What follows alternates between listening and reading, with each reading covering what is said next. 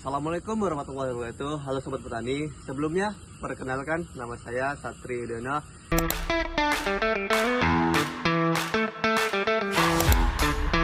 Saya mahasiswa aktif Politeknik Pembangunan Pertanian Medan, Prodi Penyuluhan Perkebunan Presisi, kelas BUN 4A. Di video kali ini saya akan sedikit menjelaskan tentang morfologi lada.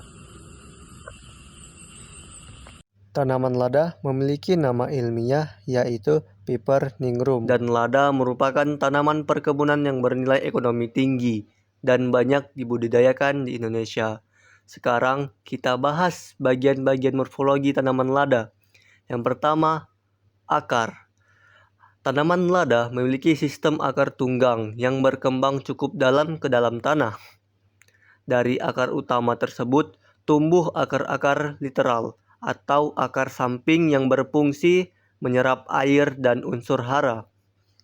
Selain itu, lada juga memiliki akar lekat yang tumbuh pada setiap buku batang. Akar lekat ini membantu tanaman menempel pada tiang panjat karena lada merupakan tanaman merambat. Yang kedua, batang. Batang lada berbentuk silindris dan berbuku-buku. Pada setiap buku terdapat daun, tunas, dan akar lekat. Saat masih muda, batang berwarna hijau dan bertekstur lunak, namun akan berubah menjadi coklat dan lebih keras seiring bertambahnya umur tanaman. Tanaman lada tidak dapat berdiri tegak sendiri, sehingga memerlukan tiang panjat baik berupa kayu mati maupun pohon hidup. Secara morfologi, batang lada terbagi menjadi beberapa jenis. Yang pertama, batang utama. Batang ini tumbuh tegak ke atas pada fase awal pertumbuhan. Batang utama berfungsi sebagai kerangka utama tanaman dan tempat munculnya cabang-cabang. Yang kedua, cabang primer atau cabang produksi. Cabang ini tumbuh menyamping atau agak horizontal. Cabang primer inilah yang menghasilkan bunga dan buah, sehingga disebut juga cabang produksi. Yang ketiga, cabang sekunder. Cabang ini tumbuh dari cabang primer dan membantu memperluas tajuk tanaman. Selain itu, batang lada memiliki ruas dan buku yang jelas terlihat. Pada bagian buku inilah akar lekat muncul dan membantu tanaman melekat kuat pada penompang.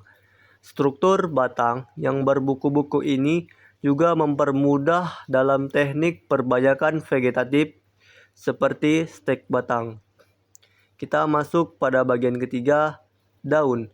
Daun lada merupakan daun tunggal yang tumbuh berseling pada batang.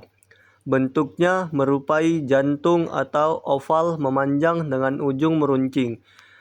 Permukaan daun bagian atas berwarna hijau tua dan mengkilap, sedangkan bagian bawahnya lebih pucat. Tulang daun menyirip dan terlihat jelas. Ukuran daun bisa mencapai 8 hingga 20 cm, tergantung varietas dan kondisi lingkungan.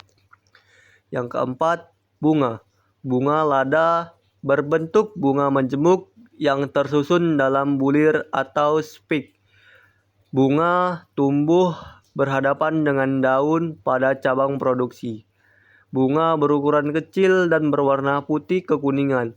Tanaman lada umumnya berumah satu, hingga dalam satu tanaman dapat ditemukan bunga jantan dan betina. Yang kelima, buah.